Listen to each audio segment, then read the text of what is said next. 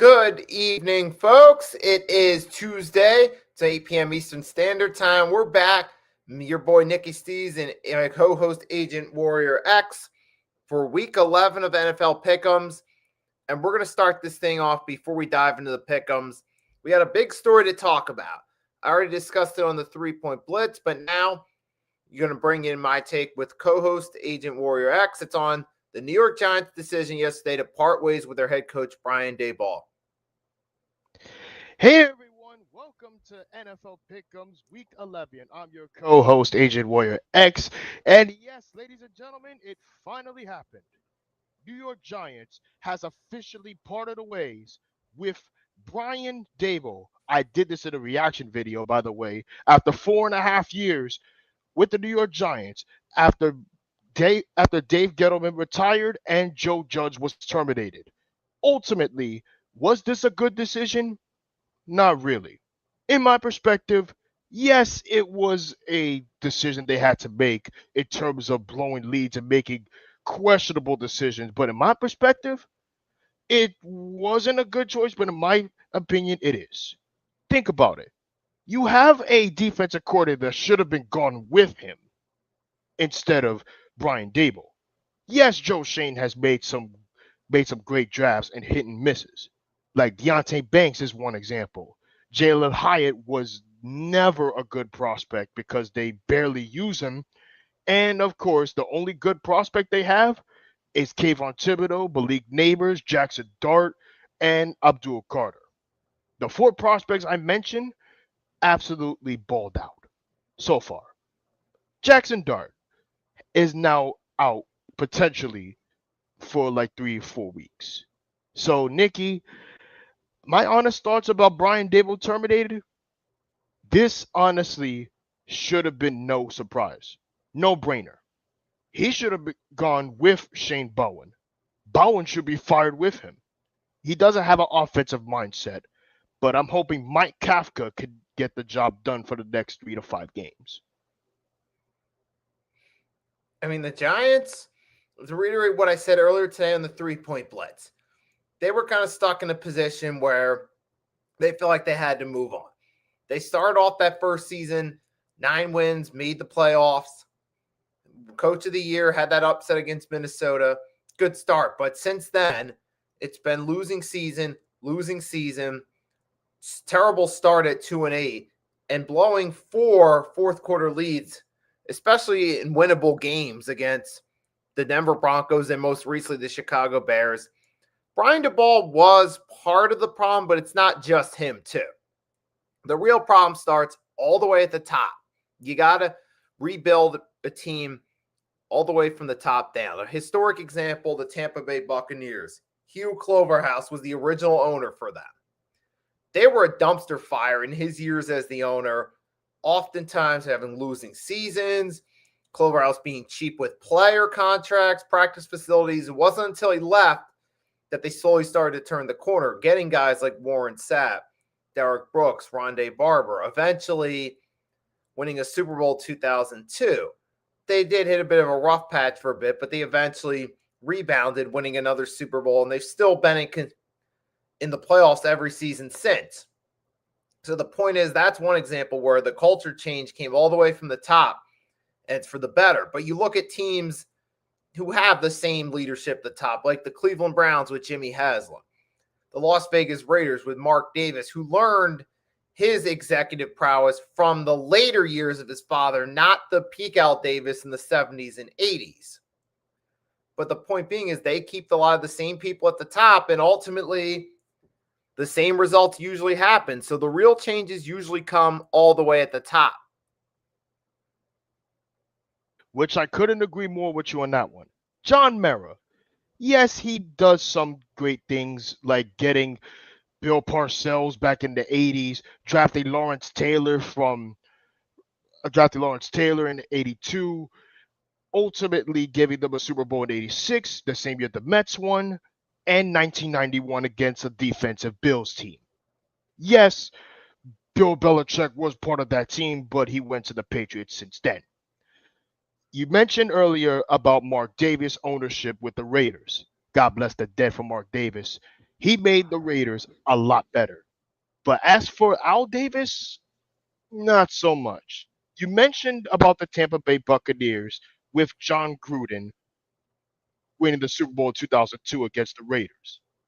Ultimately, I'm going to say that you are 100% right about everything you said about ownership making changes. Look what Dean Spanos did with the Chargers. He made some changes in terms of firing Brandon Staley and longtime manager Tom Telesco. Ultimately, they got the best head coach prospect from Michigan Wolverines, Jim Harbaugh, which I cannot explain how much good Jim Harbaugh is. He made the 49ers a really good team with Colin Kaepernick, and now he's making Justin Herbert an elite quarterback in the AFC West.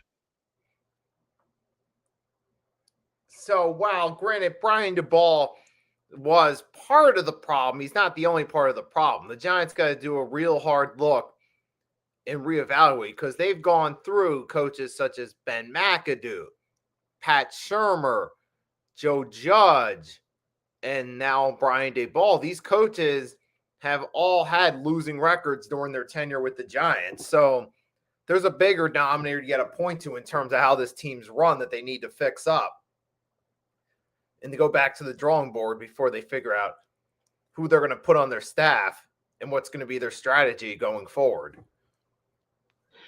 I'm going to put it this way and say that by Black Monday in January 2026, they should review everything, especially the four blown leads.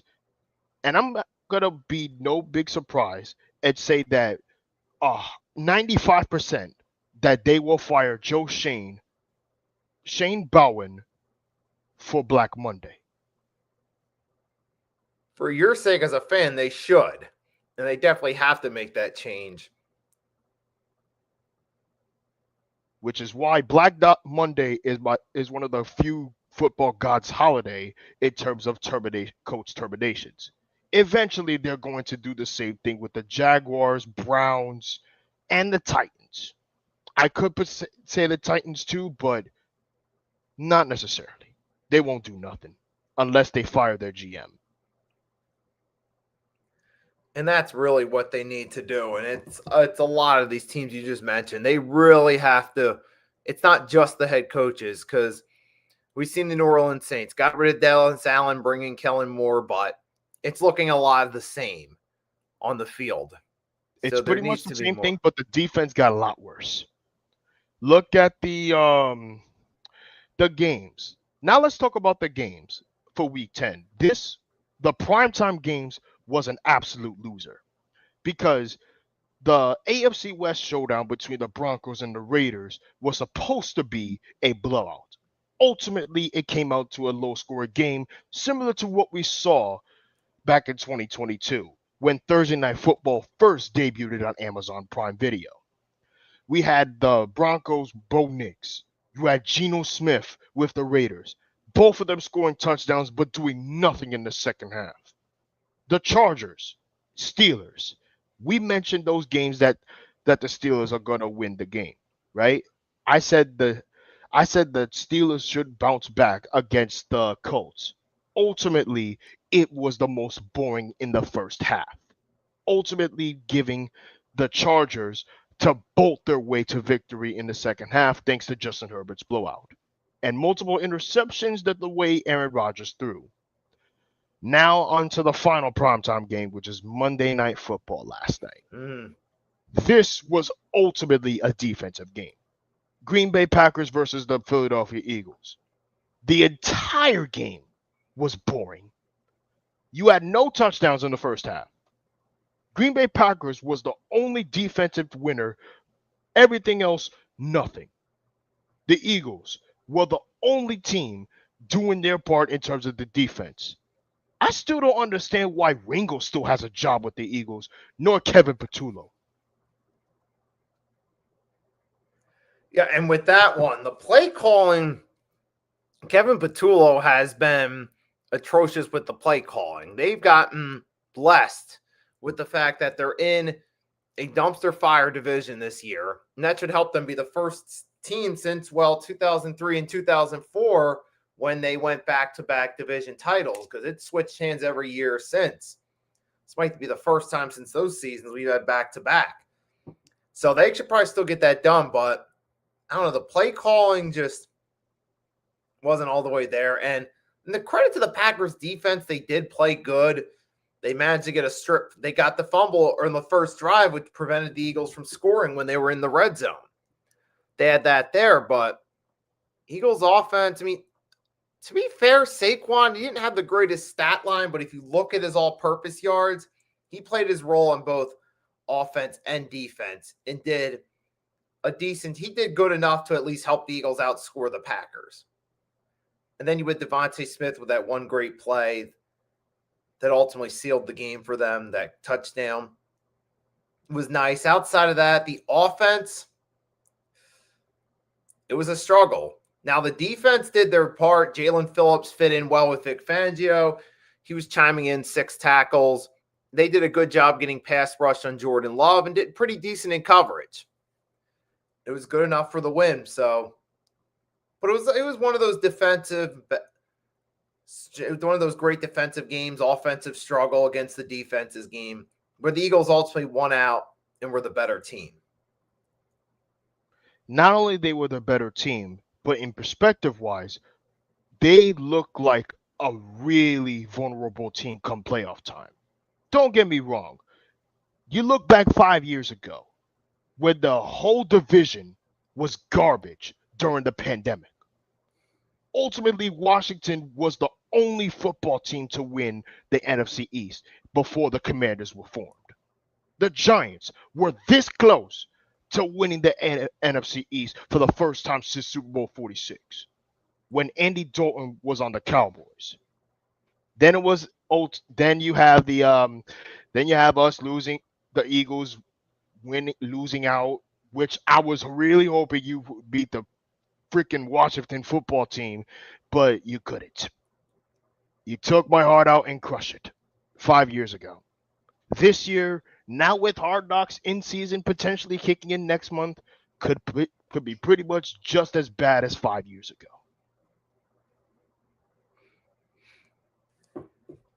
But yeah, right now there's only one team with a winning record that looks like they have a shot in that division.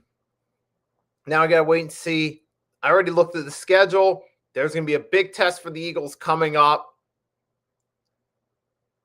in week 11. We'll talk about that. It's going to be a Sunday night game. That should be a good one. Hopefully these primetime games should be much more better than last week. And with that being said, this is the perfect time to segue into the Week 11 picks.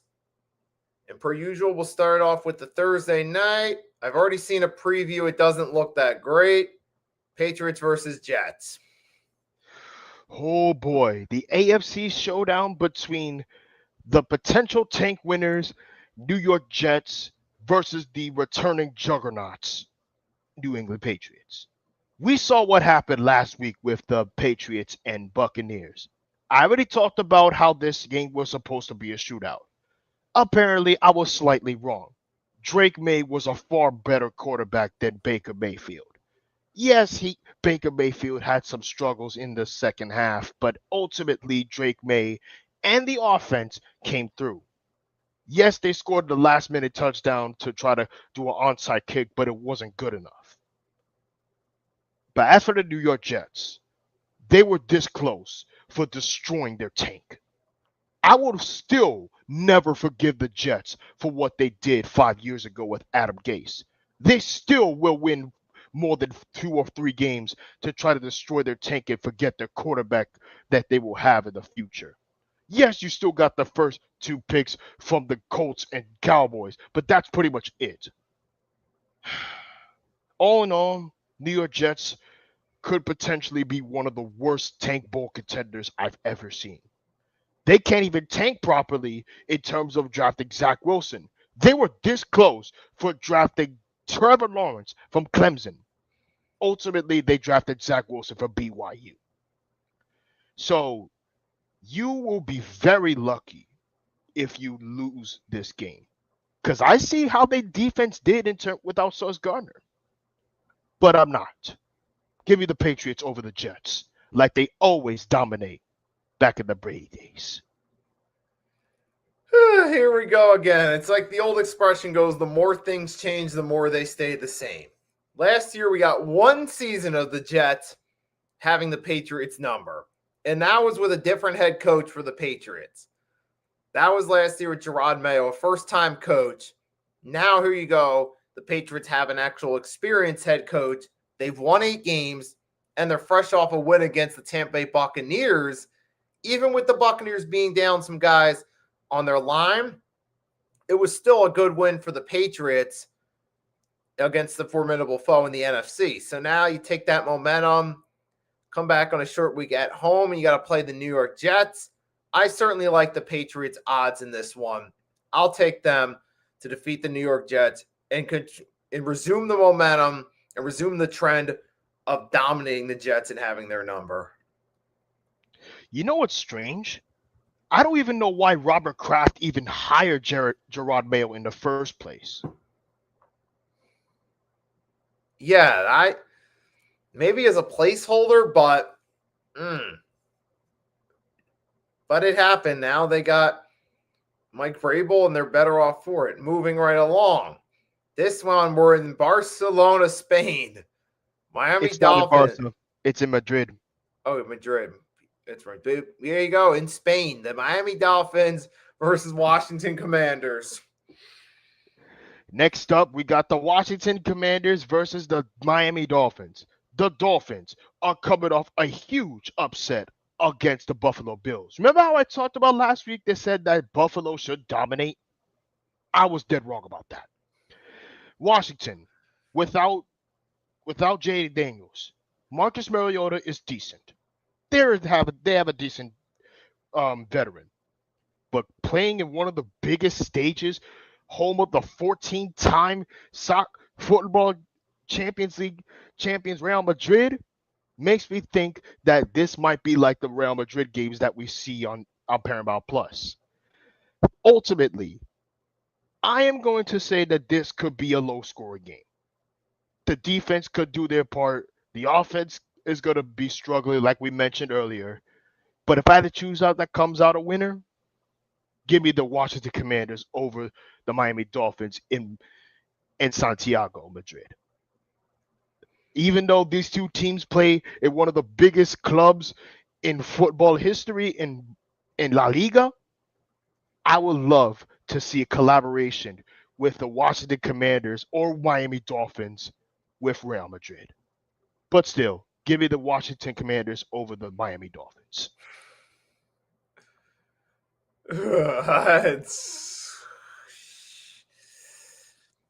I mean, this is definitely a tank bowl number one. Now, the way the Miami Dolphins have won a few games recently against teams like the Falcons and the Buffalo Bills, they've played decent enough in those games. And here you're going against the Washington Commanders. I see that's why a lot of people are leaning 67% in favor of the Dolphins, and I could certainly see that happening. But make no mistake, the Miami Dolphins are still a dumpster fire, and so too are the Washington Commanders this year. They got too many older players on their roster, and they don't have their starting quarterback that led them to the conference championship game last year. So I'll take the Miami Dolphins, skate by on talent, get this win. You know what's crazy? I forgot to mention that this is a super international tank bowl. Oh, yeah. Oh, Real Madrid, you're going to get a real treat for you on our Sunday morning, whatever time of day it is. I really hope Kylian Mbappe or Jude Bellingham doesn't see that game. Yeah, this does not bode well for their future. And moving right along to the 1 o'clock games, we got the Falcons hosting the Panthers. Next up, we got the NFC South showdown between the Carolina Panthers and the Atlanta Falcons. The Panthers are coming off a tough loss against the Saints. Remember how I said the last week that the Saints should win it? I called it. I said Tyler Shug. I said the Saints will win the tank division for now because Titans are coming off a bye week, which we'll get to that in a few moments. But the Falcons, they are coming off a sluggish start. I'm not going to go even further. Give me the Falcons over the Panthers. Enough said. I mean, at this point, yeah, the way I feel like the Panthers have been riding a big wave of luck. And the Falcons, the thing I noticed with the Falcons is with Raheem Morris as their coach, they have a lot of talent, but they don't know how to close out games. We saw this last year, and that ultimately cost them the division. And it's happening again this year. Now they're 3-6. You still got Drake London, Bijan Robinson.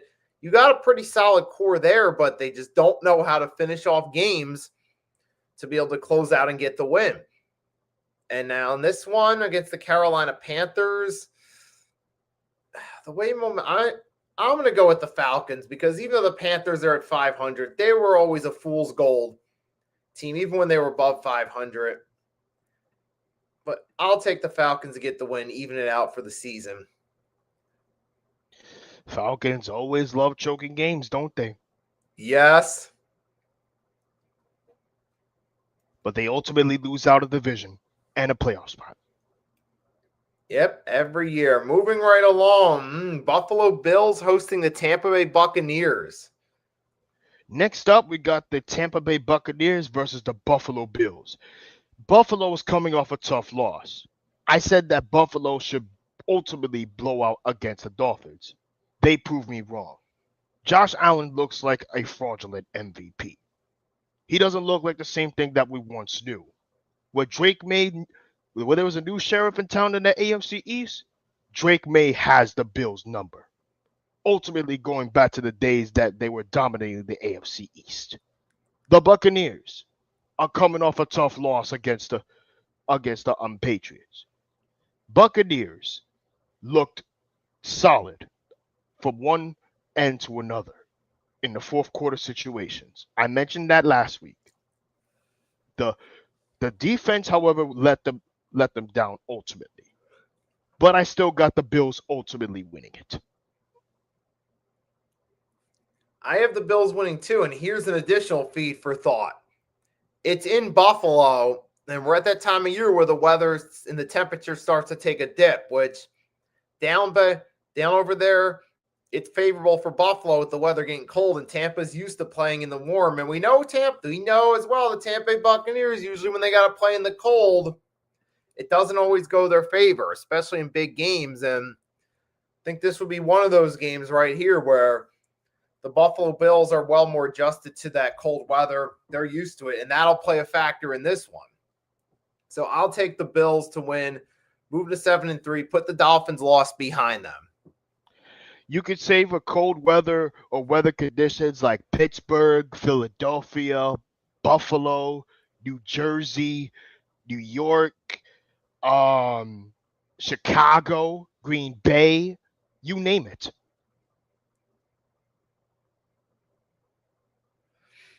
Yeah, absolutely.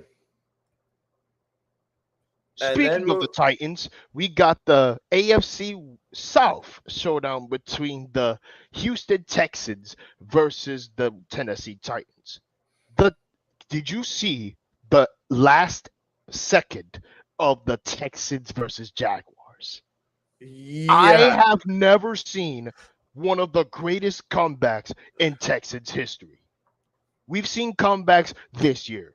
We've seen the Dallas Cowboys come back against the Giants.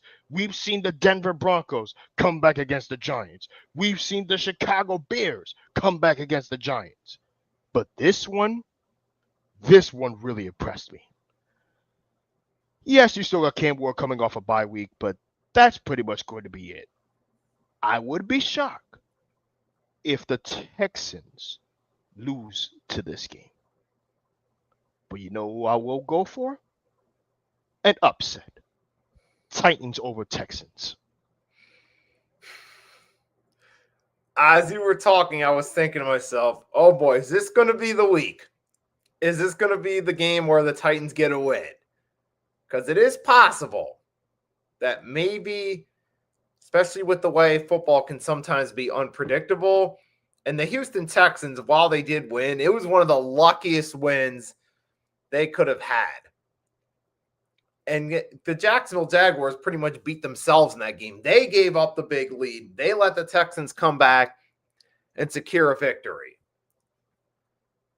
In this one, don't ask me why, but I kind of got a feeling the Titans might win this one and at least get 2 wins on the season. But we'll have to see.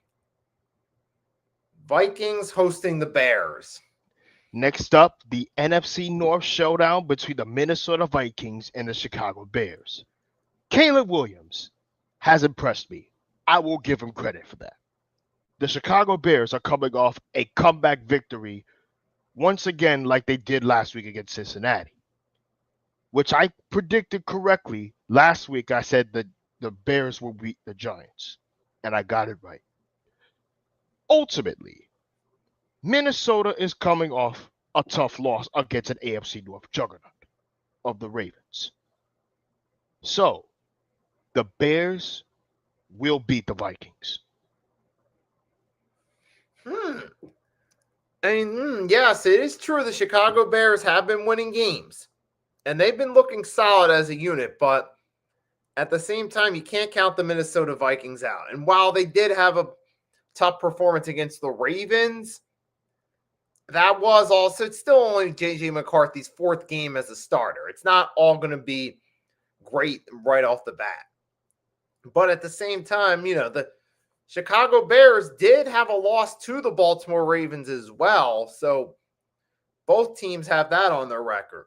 Now on to this matchup itself. You got J.J. McCarthy. He had himself a good game against the Lions. He did lead a comeback week 1.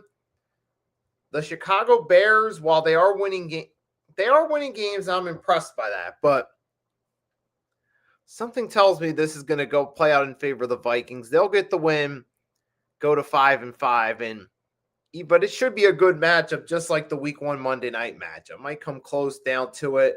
The Vikings seem to match up well against the Bears head-to-head. And that'll play a factor here. They say any given Sunday. And speaking of any given Sunday, 2 greatest rivalries, 2 oldest franchises. We got the New York Giants versus the Green Bay Packers. After terminating Brian Daboll, after blowing another lead, 4 separate games, in 6 weeks, you had a 96.9% chance of winning, a 99% chance of winning, a 95% chance of winning, and that's pretty much it. But Green Bay, without Tucker Kraft, without Malik Neighbors, without Cam Scottaboo, and without their defensive player, I could see another low-scoring game. But I have another upset. Give me the Giants over the Packers. Because lately, the Giants knows how to beat the Packers almost every single season. They did it in 2023 with Tommy DeVito.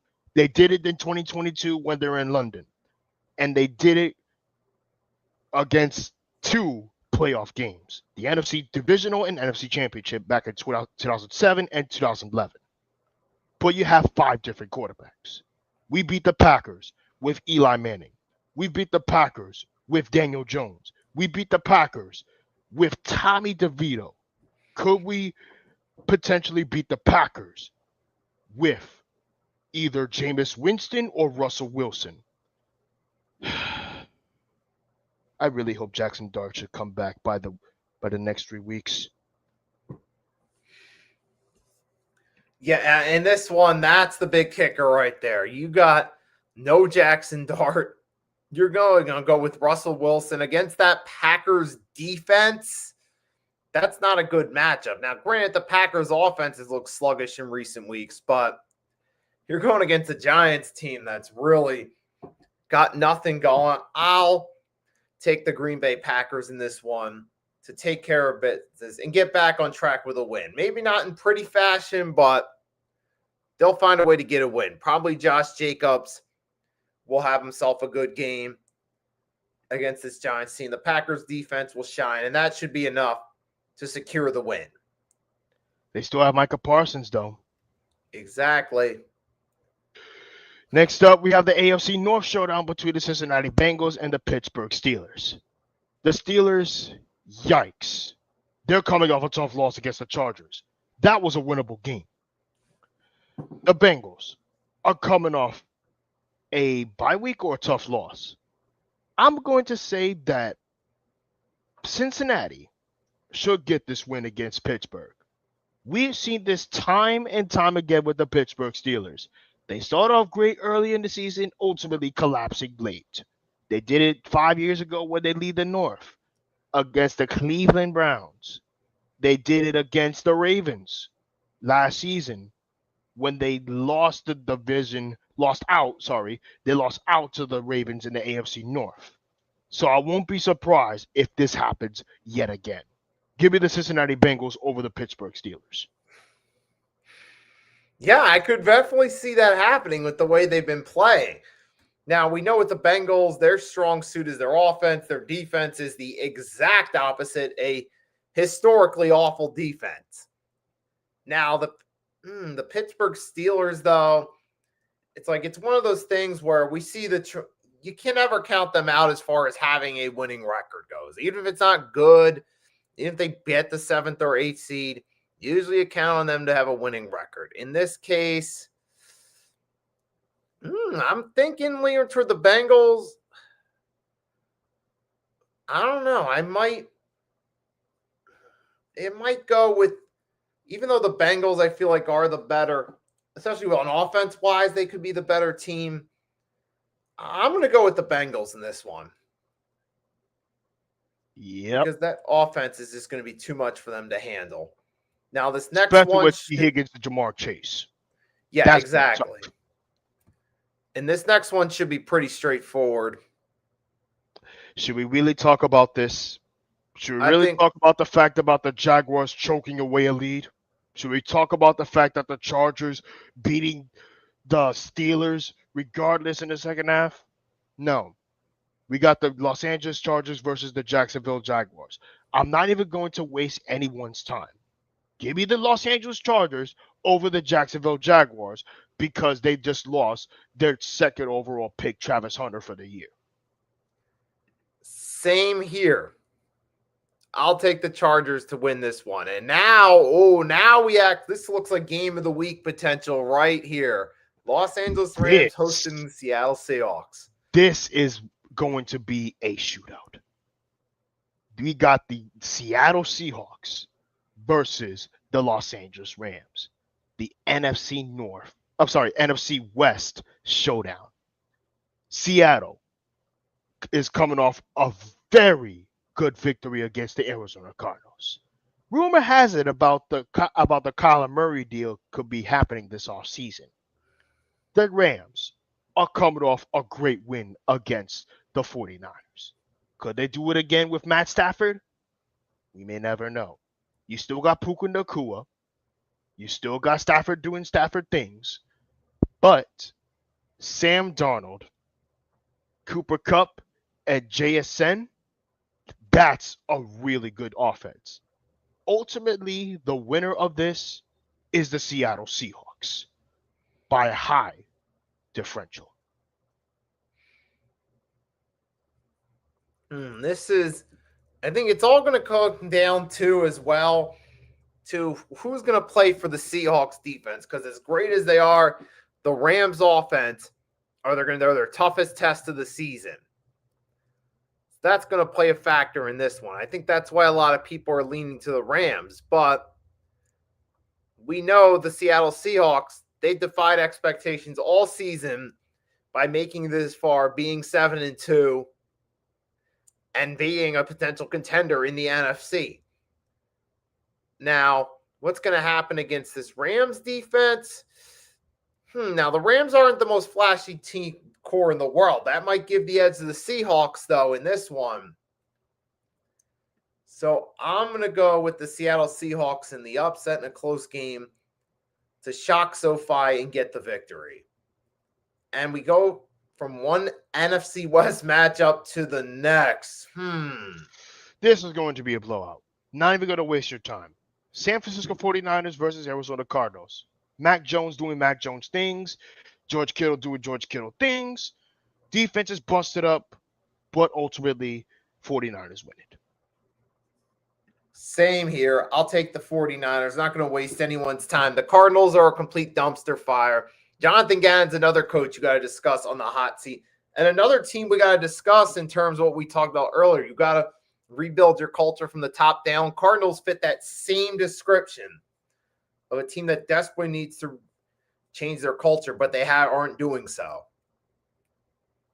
By the way, they're wasting Marvin Harrison Jr.'s career. Yep. Next. Just like they have Larry Fitzgerald. But at least Fitzgerald got to start in a Super Bowl. Hopefully Harrison Jr. can at least get that same opportunity, but we'll see.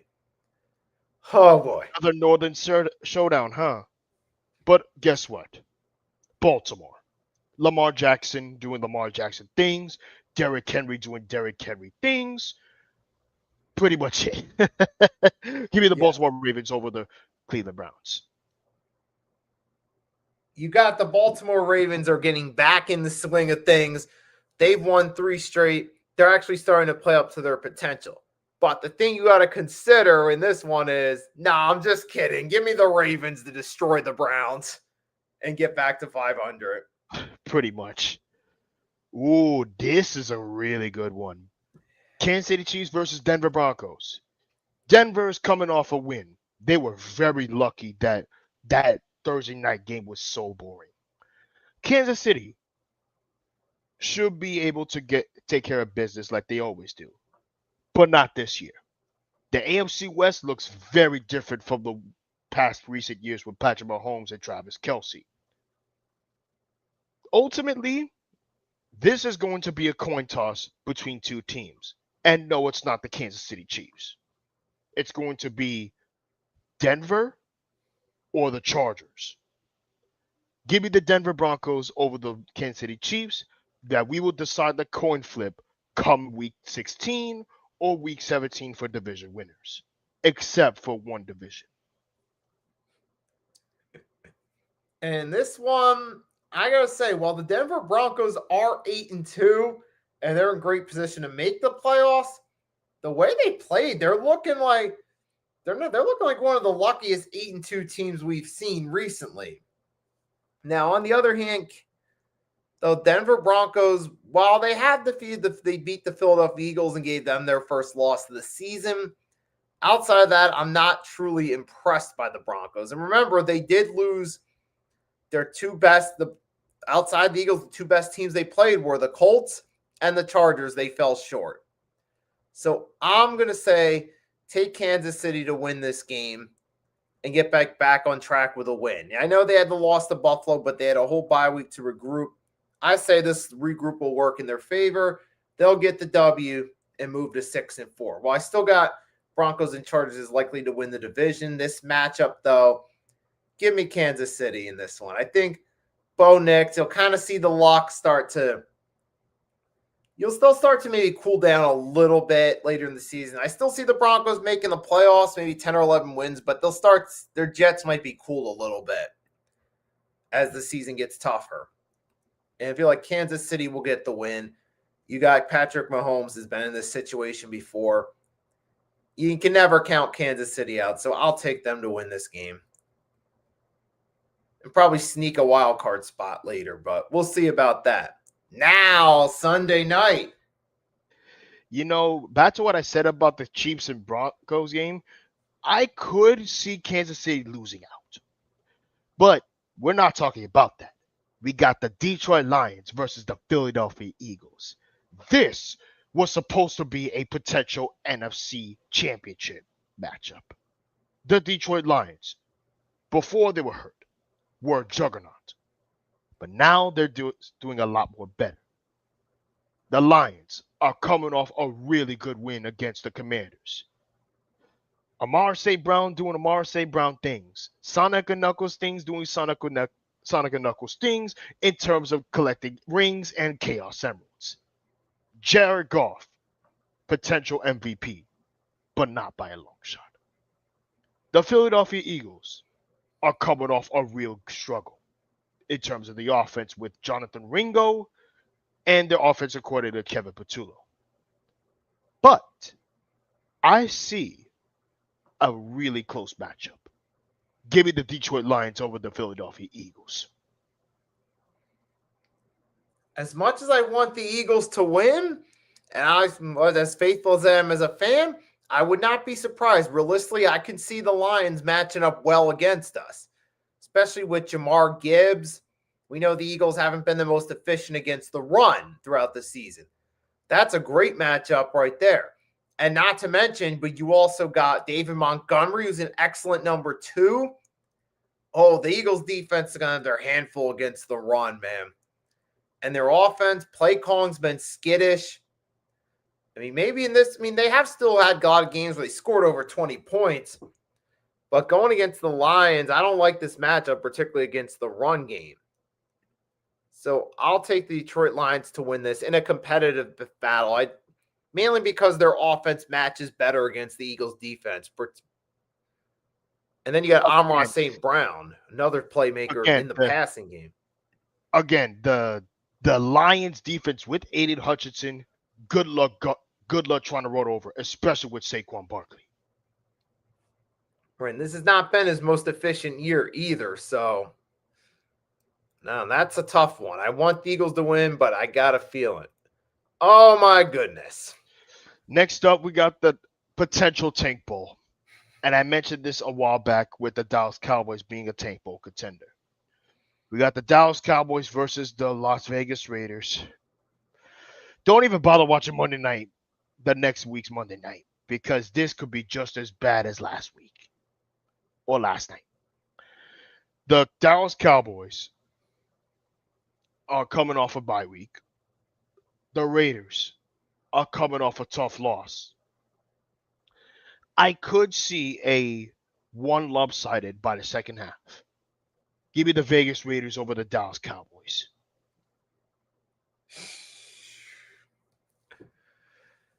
I mean, at this point, the Cowboys offense, it looks like the wheels finally fell off. They're not as potent as they once were. So I'm going to go in this one. I'd say give me the Dallas. This could be a toss-up, but I'll take the Dallas Cowboys to win because the Raiders are just absolutely putrid, though, and it's probably going to be a low-scoring game. I think at best, maybe 30 points. Dak Prescott, with those weapons he has, should be good enough to at least get some points going against the Raiders. So I'll take them to beat the Cowboys, to beat the Raiders, but not in a pretty game. Ultimately, I could see this a lot more better than last week, but hopefully these primetime games should be a lot more better than last week. But my hot takes for the Green Bay Packers versus the New York Giants. It's going to be raining on Sunday if you look at the weather for Jersey and New York. I could see this as a low-scoring game. I won't see a blowout from the Packers and Giants, but I could see this as a low-scoring game in terms of weather conditions. We saw this time and time in terms of weather conditions and people getting the job done. My second hot take for the Dallas Cowboys, they're going to tank. It's time. It's time for all the delusional Dallas fans to finally understand and realize that you are not going back to the NFC Championship since 30 years. Kansas City might lose out. The Patriots are returning to their ways with Bill Belichick and Tom Brady. And the Tennessee Titans could potentially win a game this year. Another game. We've seen the Giants upset against the Chargers. We've seen the Giants upset against the Philadelphia Eagles on Thursday night. You know what game sounds familiar, Nikki? Thursday night. Thursday night against the Giants, which I was expecting a loss. Ultimately, Jackson Dart and Cam Scottaboo before he got hurt were far better than the Eagles defense with Ringo. Now you'll understand why we got rid of Adoree Jackson. He's been hurt. Right. And now in this case, though, let's see, I'm gonna say this. My hot take for week 11 is I think you're going to start to see kind of get a better idea of who the contenders and the pretenders are with some of these games, like Minnesota versus Chicago. Minnesota's a middle of the pack team. The Bears, their performance in this one will tell you how far they've really come as a team. Whether they win or whether they lose in embarrassing fashion, that could indicate, okay, they've actually come a long way, or okay, they're better, but they still have work to do. You kind of saw that last week with Jacksonville's performance against Houston, or actually it was Jacksonville versus the Rams a few weeks back when you knew, like, yeah, the Jaguars may have a winning record, but they're still not all the way there as a team. Don't let the record fool you. And that, I think this week, the Broncos going against Kansas City, despite them not being as strong a team as they're used to, they're still a formidable force. This will also be the test game for the Denver Broncos, too, to see just how good a 8-2 team they really are. So I think the Bears and Broncos, it's the test games for them to see actually if their records match how good they really are. You know, I was going to say that Chicago has come a long way since that double doink against you guys back then. Washington has come a long way from being irrelevancy, and now Jaden Daniels is out for potentially the year because of that dislocated elbow. And 3, the Giants continue to do Giants things in terms of terminating the head coach after head coach after head coach. Here we go again with the revolving door of head coach where we all thought that my team that I love the most is back to relevancy. Ultimately having a one decent season like similar to 2016 with Ben McAdoo, win one playoff game, and then absolutely crumble the very next year with a Coach of the Year candidate. And the Atlanta Falcons are the perfect example, not just currently, but historically, of wasted talent. They've done this. Remember Deion Sanders? He made them a real marketable team. They became a draw, but they couldn't get the right pieces to convince Deion to stay to go for a run. Then he toiled between the 49ers and the Cowboys, got to win a few Super Bowls between those two teams. They lost out on that.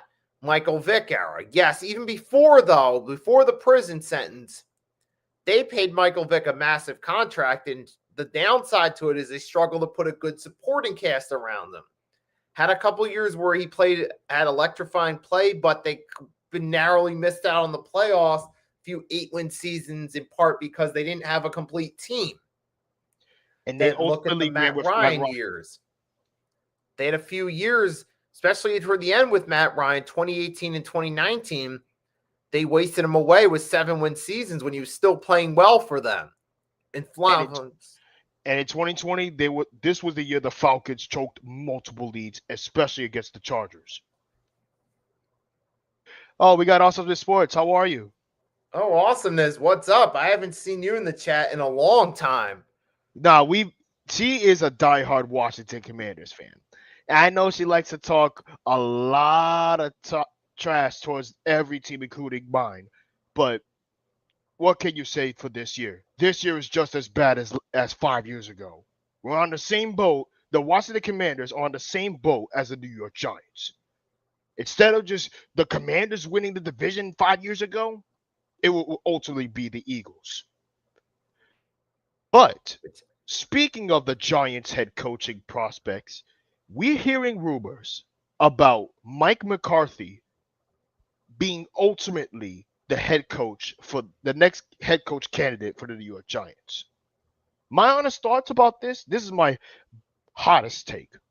When is the NFL going to learn that taking New York Giants when is the NFL going to learn that taking Dallas Cowboys sloppy seconds usually cooks up a recipe for disaster. When are they going to learn that? Look what happened with Jason Garrett, right? You remember when Jason Garrett used to be part of the Giants head coach, right? He was terrible. He was terrible as a head coach. They fired him, letting Steve, who's now a defensive coordinator for the Chiefs, look terrible. Ultimately giving Pat Shurmur, who was by far the most god-awful head coach in Giants history, one of the worst seasons, and potentially ruining a power-hungry Saquon Barkley with Daniel Jones.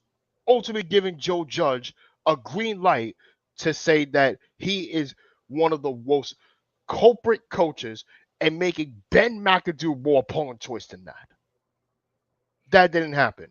And here we are after 4 years with Brian Daboll and Joe Schoen still.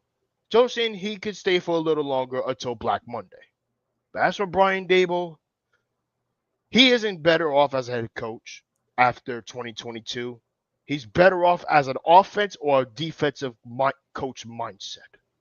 But I got the next move for the New York Giants after Black Monday. Come January 2026, hire Antonio Pierce as defensive coordinator. Hire Kane Clifton from Auburn or Ole Miss to reunite with Jackson Dart. And have Brandon Marsh as Brandon as your next GM to see how to run a draft properly. You got to do some scouting. Yes, a lot of people say that Jordan Tyson is their pick from Arizona State, but you don't need a guard.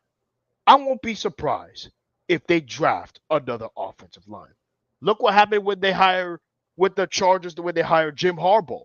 They drafted offensive guard from Notre Dame, and I'm a Notre Dame Fighting Irish guy. The first time that Jim Harbaugh draft was announced Chargers head coach, the Chargers are back to irrelevancy. This is how you get a franchise revived. If John Mara can do the exact same thing with Brian Daboll out of the job, potentially Mike Kafka out of the job, and Shane Bowen out of the job, you can find the right pieces to make Jackson Dart the next Eli Manning. I won't say like Gardner Minshew or any type of veteran quarterbacks who struggled. And I mean the next best thing to Eli Manning and potentially not Patrick Mahomes, Josh Allen, or Joe Burrow. He's similar to Jalen Hurts because he is similar to him. And the final sentence, I will say this. Antonio Pierce, come back to the Giants. Come home as defensive coordinator. We're wide open for you to come home. Ultimately, I would love to see you come back. All right, so before we go, my closing thoughts on this one are Week 10 was a completely unexpected week. A lot of upsets we did not see. Teams like the Saints, the Dolphins winning games they probably should have lost. That's why this week I'm a little more cautious with some of these picks. I'm trying to look at it more from a matchup standpoint, like who matches up well against who. And hopefully this week I have a more successful week. But it should be fun to see what happens. The Thursday and Monday night games might not be that great again, but they could be better just based on the fact that we had 2 10-7 games. Oh, fun fact. The 4 o'clock games last week, we had 2 44-22 finals. Thursday and Monday night, both 10-7 final. But hopefully this week, the primetime games are at least a bit more watchable. And I feel like this is the week we're going to kind of see, out of all the teams with winning records, who's actually as good as their record indicates, like I said. So now we just got to wait and see what happens. Thank you again, Agent Warrior X, for joining me on NFL Pick'ems. Awesomeness Sports. Daniel Berry, thanks for joining in the chat. Thank you all. And until next time, goodbye, my friends.